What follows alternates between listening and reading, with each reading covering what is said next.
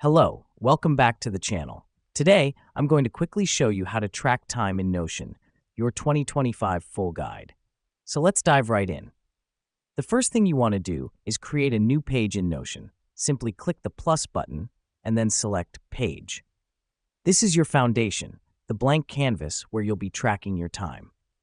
Now that we've done that, let's move on to our next step, creating a time tracking table. For this, click on the Table option in the Blocks menu. This table will serve as your primary tool for logging and visualizing your time spent on different tasks. Next up, we're going to customize our table. Here's where the magic happens. You can add columns for task, start time, end time, and duration. The reason we do this is to have a comprehensive view of your time expenditure on various tasks. Once you have these columns set, it's time to populate them with your tasks and respective timings. This is the manual part. Whenever you start a task, note the start time in the respective column and do the same once you finish the task. This helps us because it allows for real-time tracking of time spent on each task. Let me explain why this matters.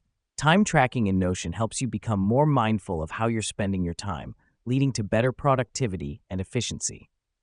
Finally, to calculate the duration of each task, you can use Notion's formula feature. Let's create a new column named Duration and use the Date Between formula to calculate the time difference between the start and end times. This gives you a clear visualization of how long each task took, aiding in future planning and time management. And there you have it, a simple and effective way to track time in Notion. Remember, the more accurately you log your time, the more insightful your time tracking data will be.